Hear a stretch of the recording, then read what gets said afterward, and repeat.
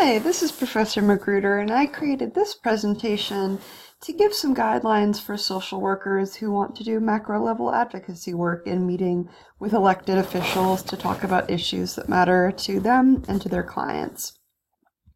I first want to acknowledge my mentor at the Climate Reality Project Leadership Core, Roger Knudsen, who originally created a similar version of this presentation that I've adapted for my students, as well as Linda Ender, who I worked with at the Senior Source, who's the director of the Advocacy Group for Elders program and who organizes regular advocacy sessions as well as meeting with elected representatives, and who I learned a lot of these tips from.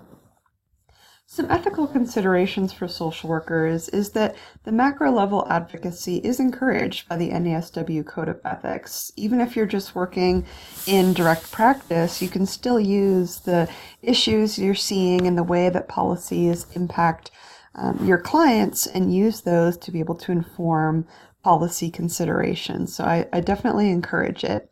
One consideration, though, is to be careful about taking any type of political stance under the guise of your workplace credentials.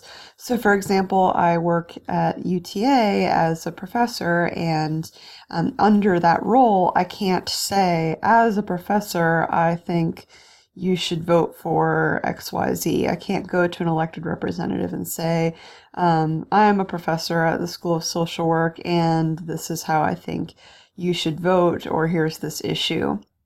I can, however, do it as an individual. So as long as I'm not, I can still say I'm a social worker, I'm a licensed clinical social worker, but if I leave my professor role out of it, I can do things as an individual. But not all agencies are going to have bars against that. So when I worked as a long-term care ombudsman at the Senior Source, which is a nonprofit, I could still talk to elected officials about issues impacting older adults. It wasn't strictly partisan. We weren't officially, Democrat or Republican, but we could still, using our authority as employees of the Senior Source, encourage elected officials to learn about senior issues or understand what problems were. And so it just kind of depends on the policy of your workplace, so consider that first. The first step is figuring out who your representatives are. So if you have a voter registration card here in Texas, it'll look something like that, and it'll show what your districts are for different things. This is the representatives, state senate, state representatives, etc., school district, and so on. And so you can find out there. You can also go to this website here and search your zip code and address, and it'll tell you who your representatives are.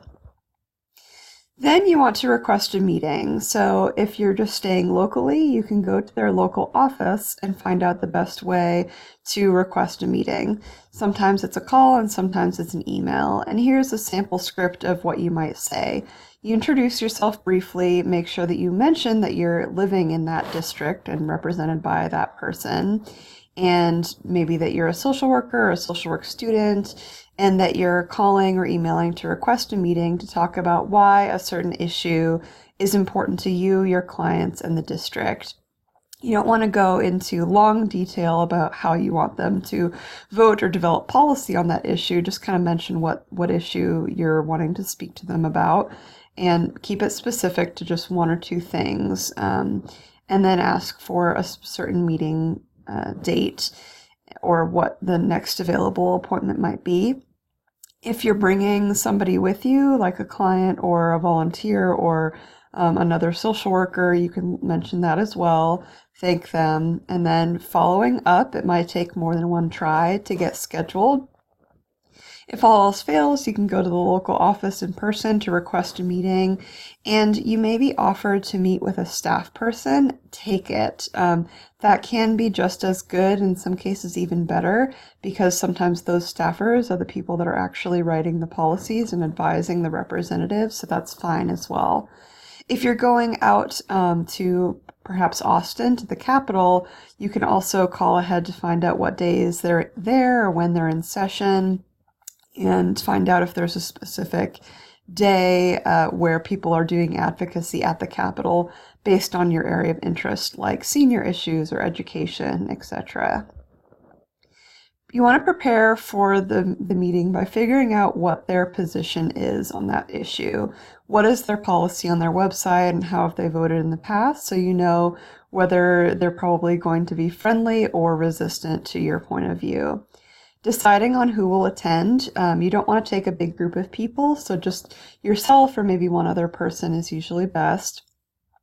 If you do have multiple people, deciding ahead of time who's going to speak first, what your key message is, and who's going to say what, so you can be organized and polished. Agree on your objectives and talking points. No more than 3, usually, talking points, and it should really all be centered around one main issue. You don't want to be all over the map. If you have other issues you want to talk about, I would prepare a separate meeting for that. And then what is your ask or recommendation? What do you want the representative to do? Do you want them to learn more about the issue? Do you want them to write a policy or bill related to that problem? Do you want them to vote a certain way on something that's in session at the moment? And if so, what bill is that and why should they vote yes or no? During the meeting, dressing professionally, being on time, but recognizing that they have busy schedules, and even if you're on time, they might not be, so you might need to wait a bit. Each person should have a brief self-introduction ready, knowing that your time is going to be limited, so it's important to stay on topic and keeping remarks brief and focused.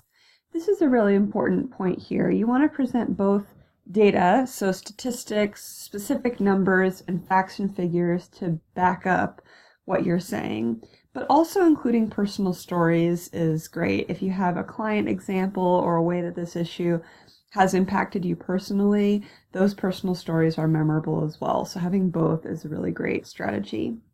If they ask you follow-up questions that you don't know the answer to, don't make it up. It's okay to say I don't know and offer to find out, and then make sure you do follow up and give that information to them. Ask how to follow up on the meeting, so get the contact person's card. Leaving behind a one-page statement of key information and recommendations is really important, so you want to prepare that ahead of time and bring that with you. Of course, say thank you and get a photo if you can with the person. And then after your meeting, sending a thank you note, either in the mail or an email. And if you offer to get information for them, make sure that you do that promptly, and then follow up. If they took action, express appreciation for that. And if action was promised but not taken, let them know that you're holding him or her accountable, and be persistent with that. I'm going to end here with a practice example. When I was working with the senior source, every 2 years when the Texas legislature was in session, we would go to senior day at the Capitol in February or March of those years. And we would bring several coach buses full of seniors down to talk to their representatives about issues that matters to them. And we would have several key points and sort of priority areas. And we would train our clients or our customers, whatever the seniors who came on the trip with us, about those issues on the bus ride on the way down there. So we provided them with information and handouts about that information and gave them tips similar to this, gave them a map of the building and helped them find the offices that they were looking for, and did some debriefing with them afterwards. And so I would definitely recommend including your clients or the people that are impacted by your issues as well in this advocacy, and good luck.